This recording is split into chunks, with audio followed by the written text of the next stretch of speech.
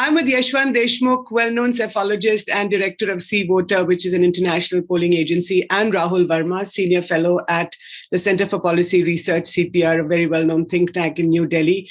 And both of you, if I may rephrase, Nirmala Sitharaman, UP type के लोग, आपकी जो यूपी की जो जमीन है उसकी खुशबू आप दोनों में है. So gentlemen, welcome to ThePrint, and today of course we are going to discuss the first phase of the mother of all elections currently underway in UP. Welcome. Thank you. Thank you, Thank you so much.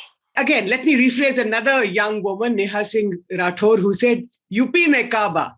So the first question to you, Yashwant, UP में क्या हो रहा है boss? UP में depend करता है कि हम किसकी तरह सोचे कि क्या हो रहा है. जैसे शेखर ने बहुत अच्छा एक फ्रेज बहुत पहले किया था कि हमारे जैसे HMT हिंदी मीडियम टाइप्स वो जो हिंदी मीडियम टाइप्स है, that is something which is interesting to observe, because on the face of it, we have seen in the last 6 months of tracker data and everything that BJP is facing significant problem, but that problem is largely concentrated, has been in the Western UP. Mm-hmm. So in the first two phases of UP elections, the pre-poll tracker data has been suggesting that BJP is likely to see significant losses, and that entire loss is basically, because of the RLD alliance with the Samajwadi Party. Because I could sense, Jyoti, that when we 6 months back, when we started the daily tracker reporting on a daily basis, this upswing of RLD, somehow we were giving SP plus RLD, but in media outlets and everywhere in the narrative, it went as a SP upswing. Mm-hmm. And I think that was an issue to start with, because an SP upswing, when in the minds it comes from the Western UP, everybody started looking as if it is a pan-UP upswing in the same quantum. Right. Which was not the case. We tried to explain it every now and then that, the Jat upswing is emotionally charged upswing, primarily for Jayant Chaudhary, because of obviously the fact that Ajit Singh ji also died, and Jats felt that their biggest leader in any case was Ajit Singh at that point of time, and he didn't win. So वो हार के गए, एक वो emotional connect उसका था, and Jayant has been performing really good on the ground. So that upswing got wrongly attributed as a Samajwadi Party upswing. So there is a Samajwadi Party upswing in rest of the UP as well, but that upswing is not of the same quantum as we are looking at the upswing in the Western UP because of the RLD. That's the only disconnect to understand. What is happening is that all the Samajwadi Party supporters and all the sympathizers, they are looking at the Western UP upswing and trying to replicate it and looking, ये तो सब जगह वैसा ही होगा, पूरब से लेकर पश्चिम से लेकर पूरब तक हो रहा है, लेकिन वैसा उस तरीके का नहीं, क्योंकि बचे हुए यूपी में primarily the upswing is because of the bipolarity, courtesy the Muslim voters switching lock, stock and barrel from the Congress and BSP camp to the Samajwadi Party camp. So bipolarity is done. That is taken for granted. SP is one pole against the BJP. That is done. Okay. So before I come to you, Rahul, I should have actually said this in the beginning, just to put out some statistics which everybody knows, but to reiterate them. In this Western UP poll, jo abhi 24 ghante pehle, this part of UP has gone to the poll. We know that it's 3. Actually, we say Western UP, but usme 3 regions hai: Doab, Braj, and Rohilkhand.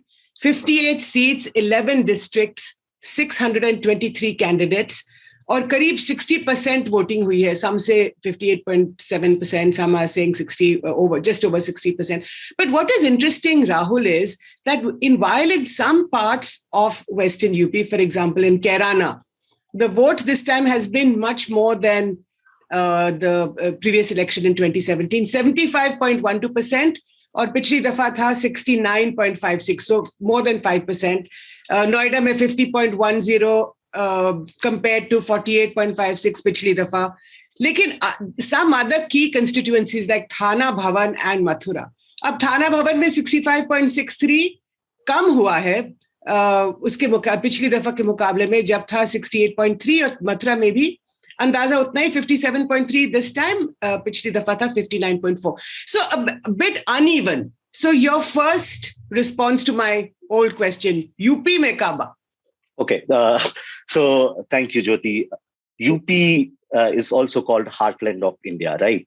So UP is basically reflective of both what is right with this country and is also reflective of what is wrong in this country. In some ways, you will see a lot of positive dynamism in the state. If you land in Lucknow airport and then travel, and you'll see how these capital cities and smaller towns have developed and prospered over last 10, 15 years.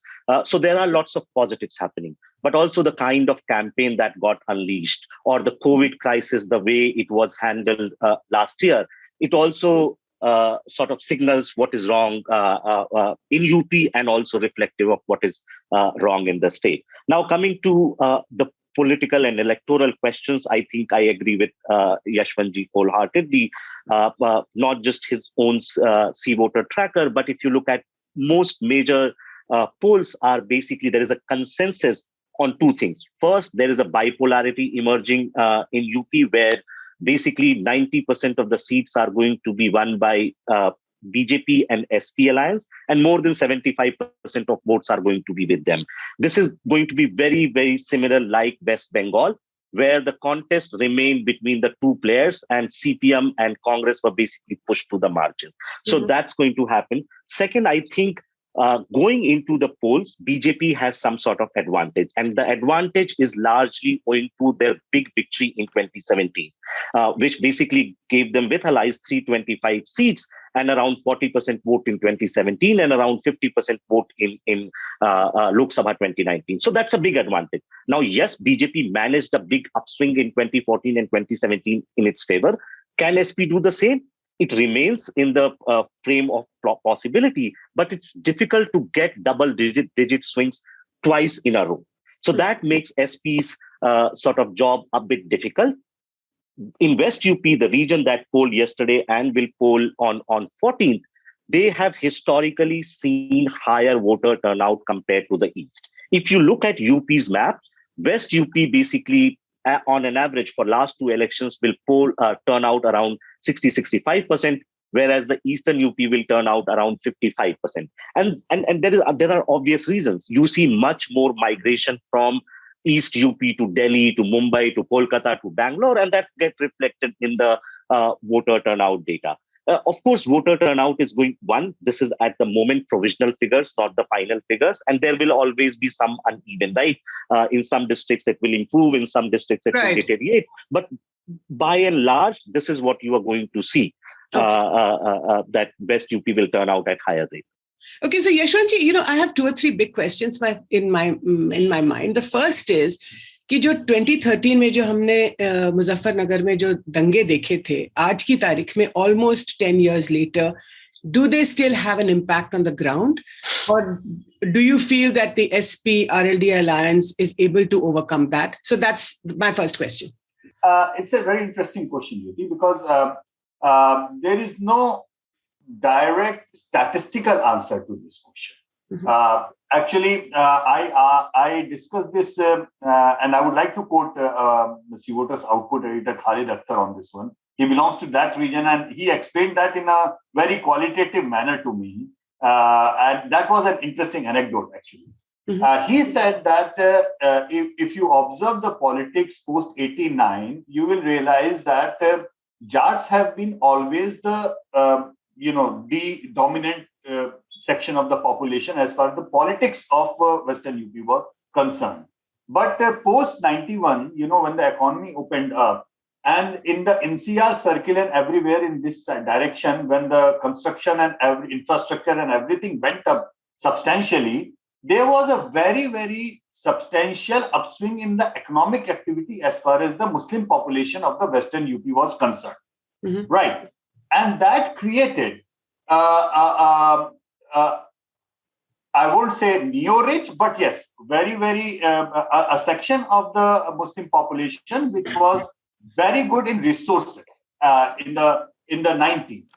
And by the time Samajwadi Party and BSP experiment had happened and the BSP came into play, a substantial number of those wannabe politicians from the Muslim community went first with the Mayawati because there was first of all, they were high on resources. Second, credible portion of Jatav and Dalit voters was coming along with the Mayawati, so they singed in. So if you look into the elections between 2002 and 2012, you will see a big number of Muslim MLAs getting elected from the BSP ticket.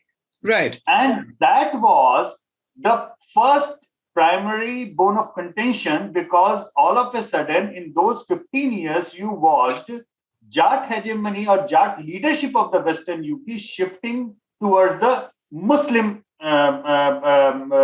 leaders of that section. Okay. Now, oddly enough, that section, along with the Jata voter, had the common enemy. Muslims, because they were competing on the resources and getting high on the business, and Jat versus Jata, we always knew. So they gelled in very well as far as the BSP thing was concerned. Okay. So what Khalid's take was that 2013 riots, people see it as just a Hindu-Muslim riot or a Jat versus Muslim riot, but it has almost 20 years of thing in the making, where it was basically the business and the political leadership and the Dabangai, as you call it, which was the completely one family business in Western UP. Family, not in terms of family, but in terms of a caste group in the Western UP. So the tension emerged from that, and it got reflected in the 2013 riots. Okay. So what he said to me was that, sir, to think that overnight there would be a Muslim Jat Bhaichara, and everything will be pink and healthy and they will go together happily to the polling station and vote in one direction, that's a myth. It is not going to happen. For a simple reason that just like the Jat versus Jatav thing, the Muslim versus Jat thing is very real in terms of having a say, and that's a critical one. So I actually have started looking this beyond what we are trying to analyze, and I realize that these two critical population masses or demographics of Western UP are actually competing against each other for the one-upmanship of political leadership in this region. If tomorrow, hypothetically speaking, so the BJP is capitalizing. So the BJP is capitalizing on this sort of underlying. Both factions are capitalizing. Both factions are capitalizing on that thing. What BSP capitalized is Samajwadi Party is now trying to capitalize on the same. Only trouble is that the movement of Muslims toward the Jat candidate in order to defeat the BJP would be much more smoother than the Jat voting for the Muslim candidates of Samajwadi Party. Okay. That, it's a what we call in science is a selective permeability. It's not going to be a two-way permeable thing that is. That's what I could sense of it while talking to Khalid, on that. Rahul, your take? It's a job of politics and politicians to both heal the wounds and also scratch the wounds. So 2013, if it heals for some time, then politics again comes into picture and you scratch. So wounds don't basically go very easily. And politics and politicians basically, continuously create, or if there are basically existing fault lines, they mobilize on those fault lines. So that's basically inherent in the nature of politics and political parties. Okay. And I agree with Yashwant Bhai, basically things may have changed a little bit, but not drastically. And at the heart of what's happening in West UP or in any other part of the country is basically competition among communities for leadership and for resources, right? That's at the heart of this. This is not basically Jats or Hindus hating Muslims or the other vice versa. It's not just like simple prejudice. It's basically there is economic and political competition that is leading to sometimes violent confrontations, and those violent confrontations then get translated into politics. And so BJP will keep or SP will keep this pot boiling, because for both of these parties there are communities which they want to be on their side, through different sets of mobilization. In 2019, the support for BJP among Jats was a historic high, around 85 to 90%. So like what you saw in 2019, because BJP actually got 50% of the votes across the state, meaning there was a very high Hindu consolidation across the communities, barring say Yadavs or Jatavs. So that was the level of consolidation. Now, whether this consolidation can be upturned completely in a matter of 2-3 years, that's hard. So yes, there will be basically some Jats moving out of the BJP's fold owing to farmers' agitation, owing to sympathy for Jayant Chaudhary, owing to like also thinking that, you know, this is not a good idea to keep fighting. But that number will be not very, very high. So you are seeing a upswing for RLD among Jats, but Jats are not shifting from the BJP lock, stock barrel towards the SP-RLD and L. Second thing, what is happening, because both Congress and BSP are declining, their Muslim support base is likely to shift towards the SP, but a section of Hindu support base, including Dalits, may shift to BJP. So it can also sort of cancel the movement, depending upon what the ratio of those shifts are going to be. Okay, that's really fascinating. Now, my second question to you, Yashwant, is that Prime Minister Modi was campaigning in Saharanpur, even as this first phase was underway. Now, he talks about two issues, and of course, he talks about other things. But one of the issues that he has been picking up repeatedly, first in the parliament speech last week, then in the ANI interview, and again in Saharanpur, is the question of Parivarvad.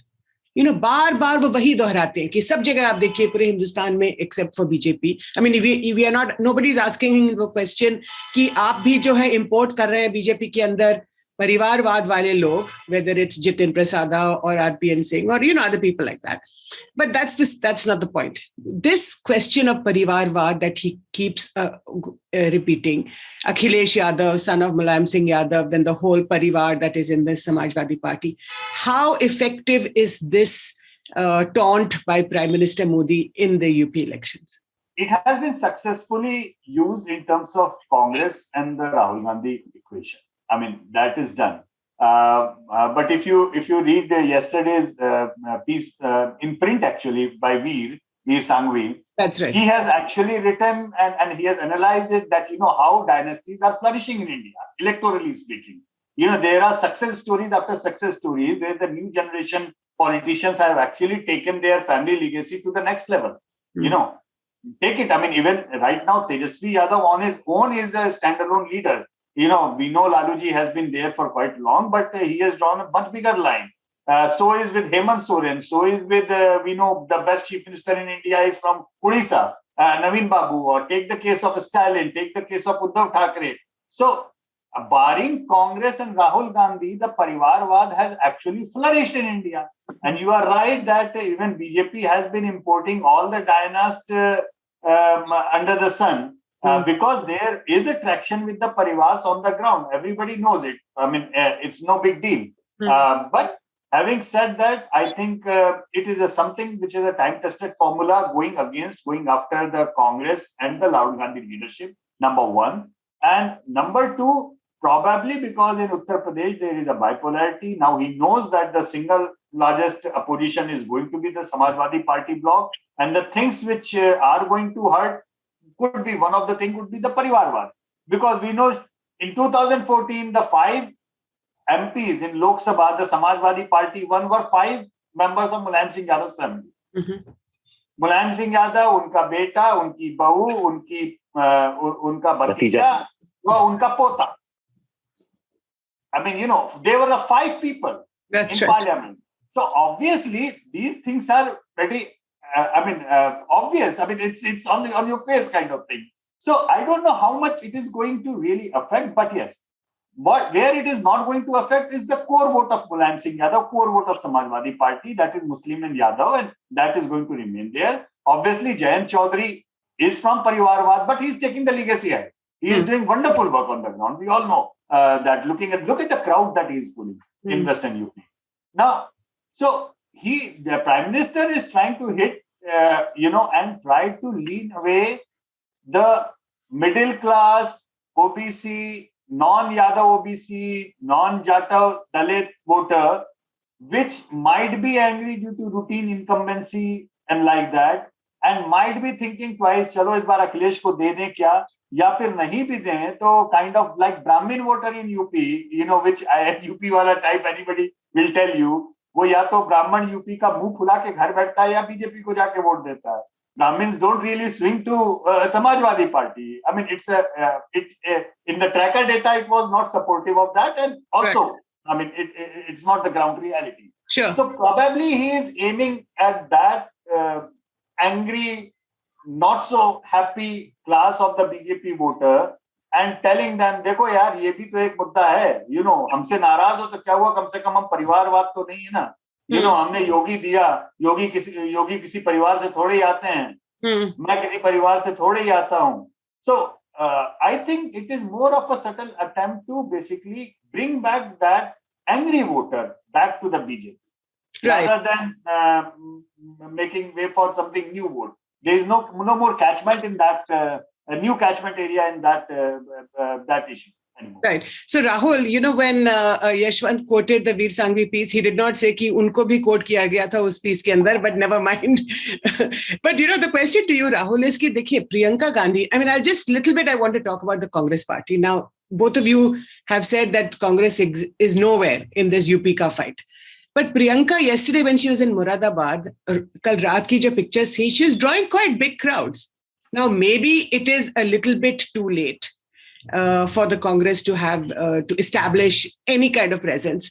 But Rahul, one quick response from you is that Prime Minister, he's picking on the Congress party again and again and again.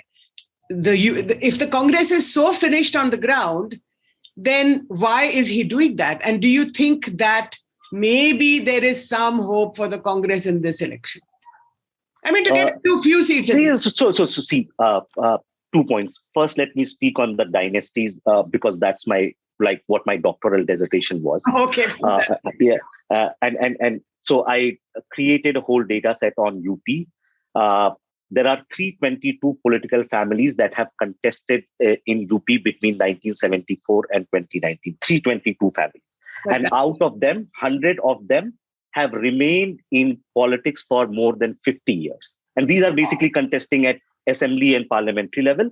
If you include Zilla Parishad and Block Panchayat, that number of families increased to 1,000 and more than that. And I know that data set is also underestimating the effect because in districts where I did the fieldwork versus the data set was underestimating by 2. So 2 into 75 districts, I'm underestimating things by at least 150. So there are more than 500 families.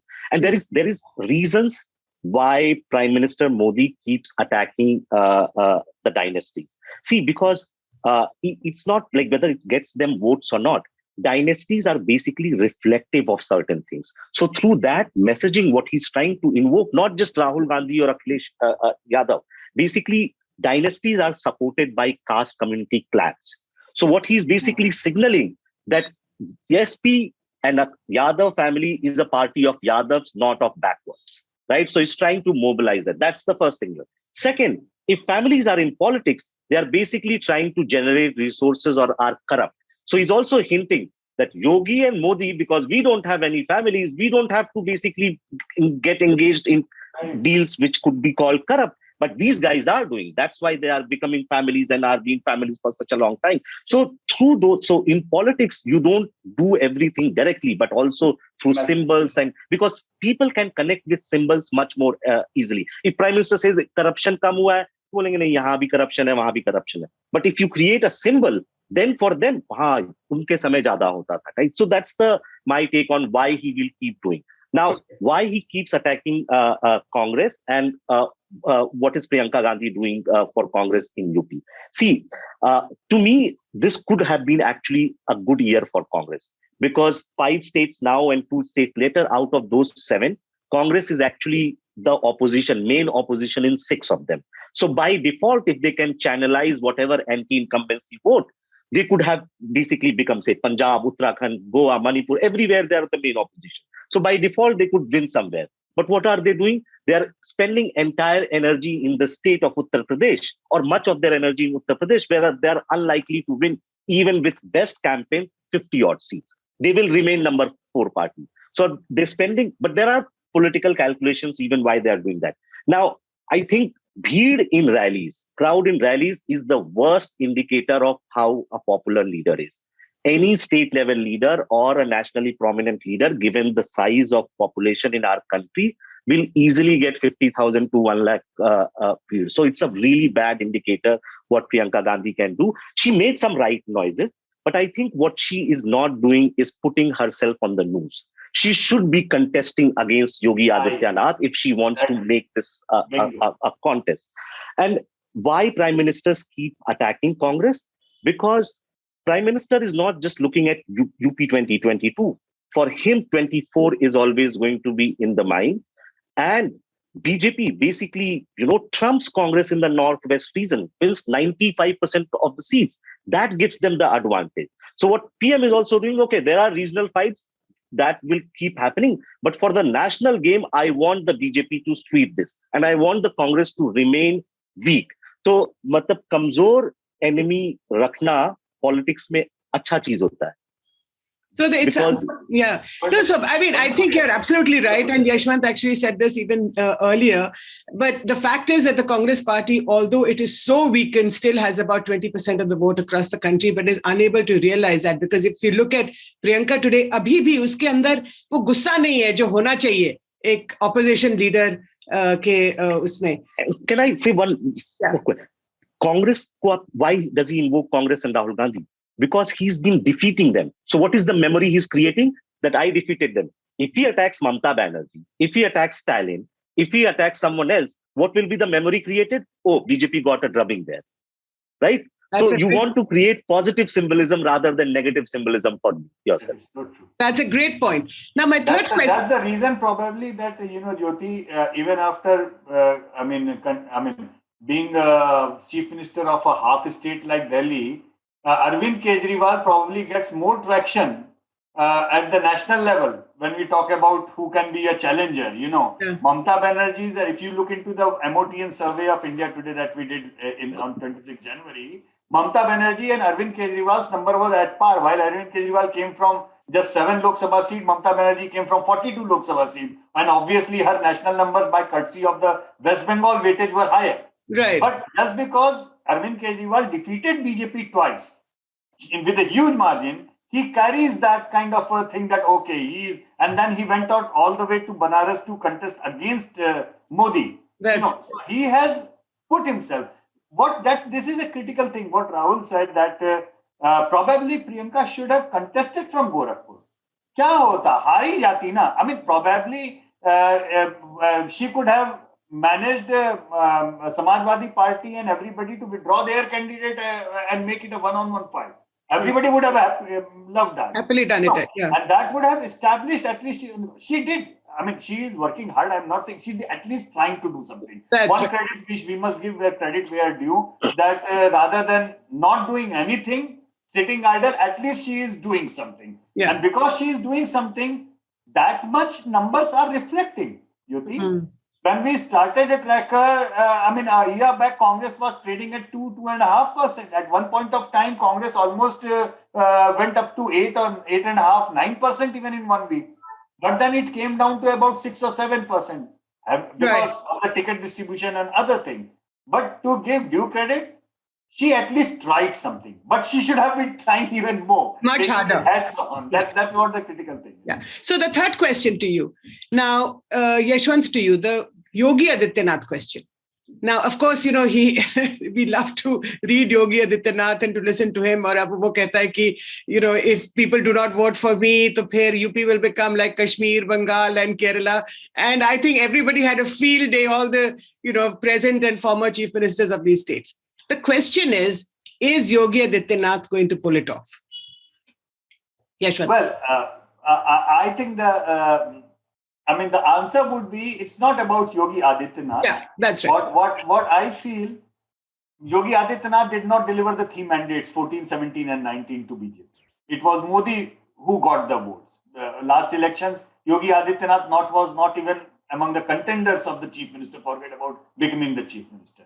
So if you look into all the projections, and we are talking about substantial damage to the BJP, still BJP probably in a position to form the government. So that substantial damage is actually attributed to only one person, and that is Yogi Adityanath.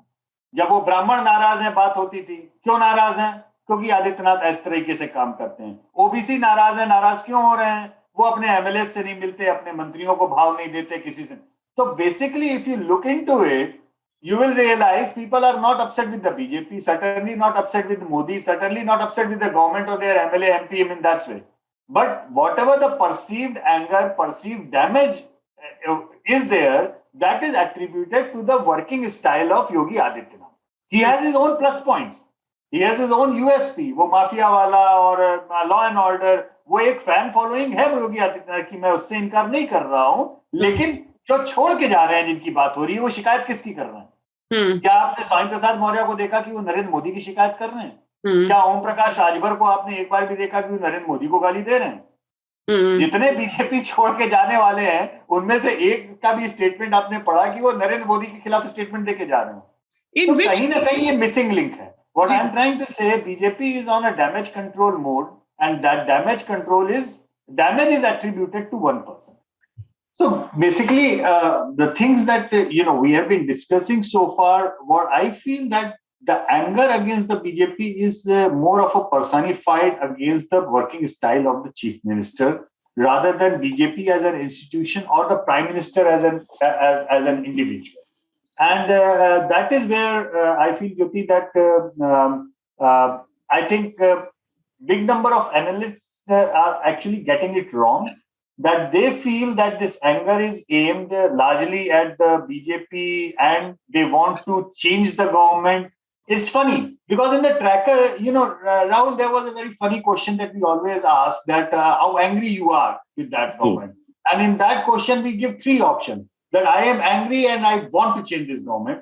I am not angry and I wish the government to continue. And the third option is I am angry, but I still want this government to continue. So if you look the answers from these three options, if you will add only the angry part, you will see like 70% of people in UP are saying they are angry with them. First of all, the question, Yashwant, is twofold also. One is the economics. If you look at any story or any information that comes out, UP is doing amongst the worst of the states across the country. Second is on COVID. We saw how badly things were. So if you are asking the question, why are you angry? And people are saying, yes, they are angry, but they still want to keep the Yogi government. I mean, that's quite interesting. That's a part of it. You see, it's almost like a classic one-third divide, If you add the 2/3 of the angry, you will say that, okay, more than 2/3 people are angry with this government. But if you look at the people who want to keep this government, add that 33, so it's the way you look at and analyze the data. So what is happening is that people are generally only taking this part, that almost 70% people are angry. Right. They are not taking the other part, that even though they are angry, but majority of them wish to continue with this government. Yeah. That tells us the real picture, that there are elements of this government with which people are angry. And those elements are largely attributed to the working of an individual who happens to be the chief minister of the government. Do you agree with that? Rahul, do you agree with this assessment? Yes. A lot of it is basically the anger is directed against Chief Minister Yogi Adityanath's working style. See, he's a polarizing figure. So it basically in some ways also helps to energize the base. Two, it's appalling the way Chief Minister Yogi Adityanath is campaigning in this election season. If you were a BJP strategist or anyone BJP strategist, they would advise the chief minister to focus a little bit more on welfare, which I think they have done reasonably well, to focus a little bit more on the infrastructure, right? Basically building of expressways or opening up of new airports or some district hospitals getting converted into medical colleges. I think what seems to be happening, but in parts, of course, politicians are going to talk everything. The center piece of his campaign seems to be playing on the religious polarization, keep hinting at 80-20 divide. Sometimes he bring up things like law and order and welfare and other things, but that's not the centerpiece. And this is what basically was about politicians like Yogi Adityanath. Politicians are also prisoners of their own personalities, right? So rationally, you would think that he would be playing other planks, but given that historically he has been a figure and the way he has campaigned as MP in Gorakhpur, for him, the religion card is much more sort of like comfortable. So he doesn't want to basically step out a lot from his own comfort zone and talk about other things, which to my mind is not a great strategy going forward. It will also limit his own potentials to emerge as a popular chief minister among a greater section of the society. So, that brings me to my last question to the two of you, which is that, Yashwant, the burden of your argument, or at least of your tracker, is that while people are angry, but they are likely to bring the BJP back. But the question is that suppose they lose, they're not likely to get 300 plus seats. But if they are going to drop 100 seats, then what happens to Yogi ji? Will there be other claimants to the throne? Of course, yes. I mean, let's be very clear in that this entire, the way it is being played out, regardless of, I feel Yogi will be back in the same place with the same authority and only if BJP crosses 275 seats. Mm-hmm. If BJP crosses 275, probably it will be very difficult for the central leadership of the BJP to basically pull Yogi out of it. But anywhere between 50 to 100 seats drop. Even if he continues, I think a big,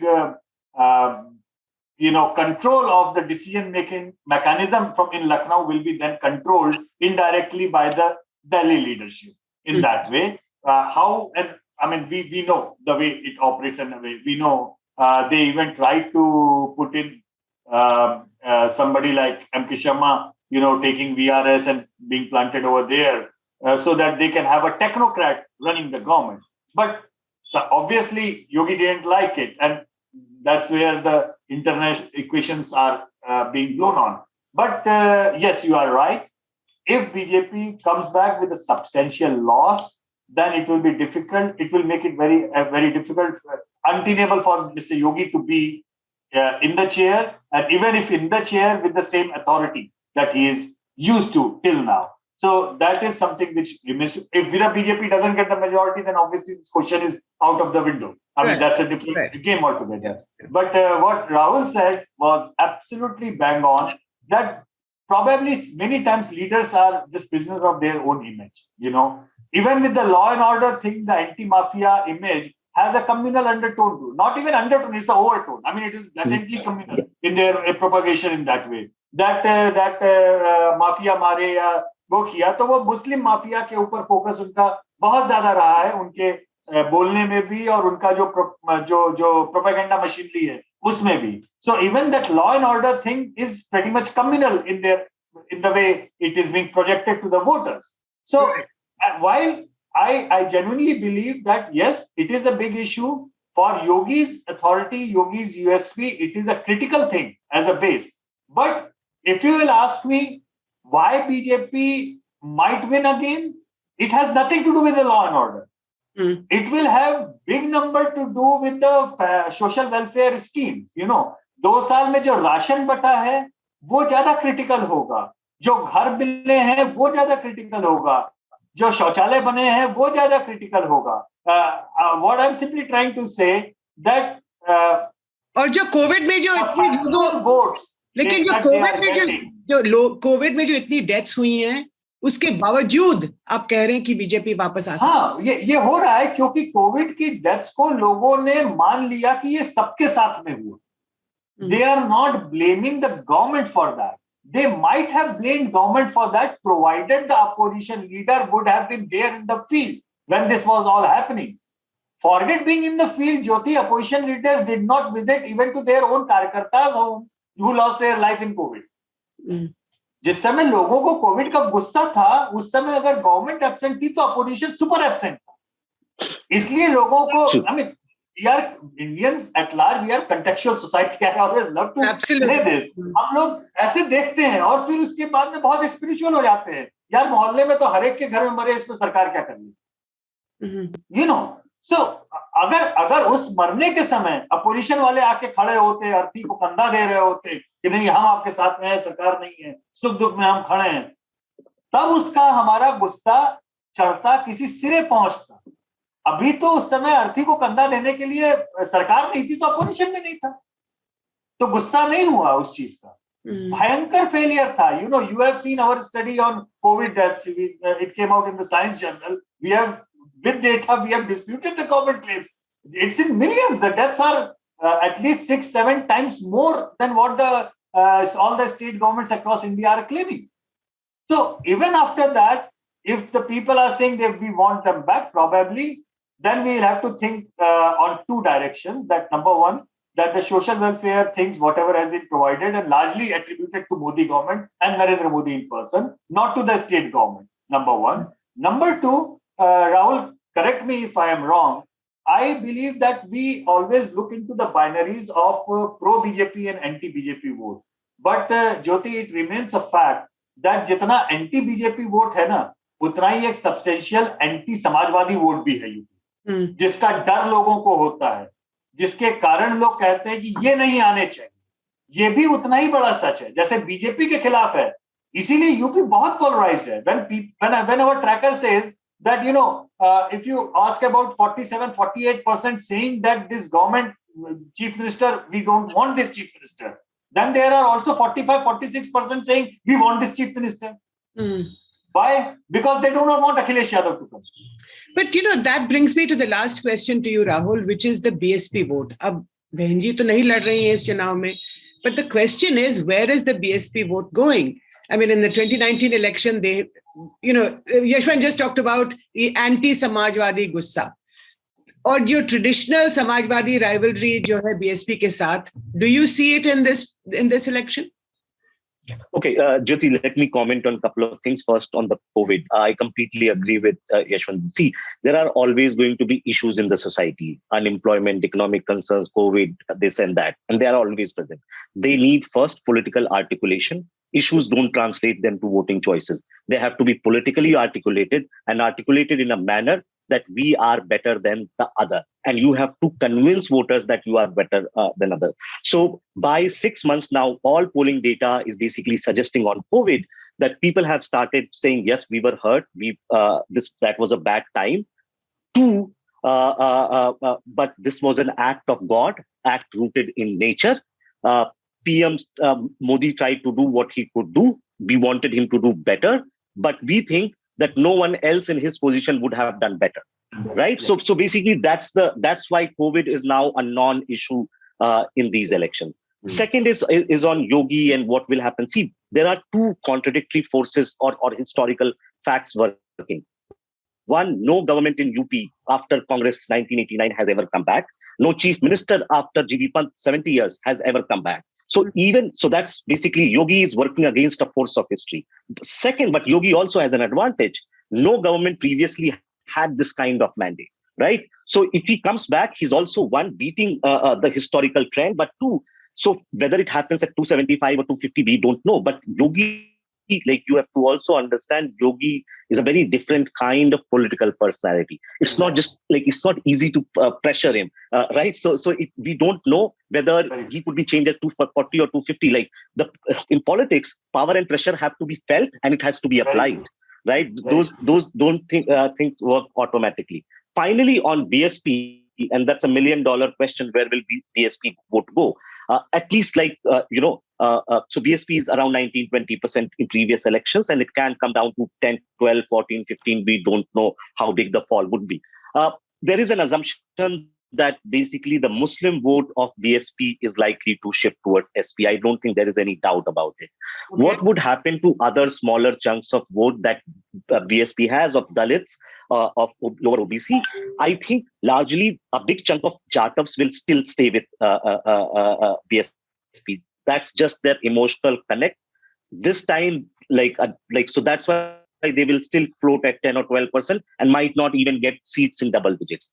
Now, where the remaining votes would go, that depends on local equations.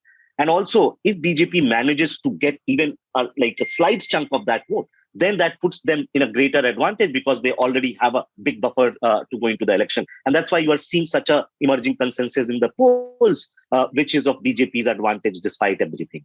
Right. I'm afraid we'll have to leave it there, but I'm sure my viewers will agree that I've had amongst the two best UP type of log to discuss the first phase of polling that has taken place in UP, in Western UP.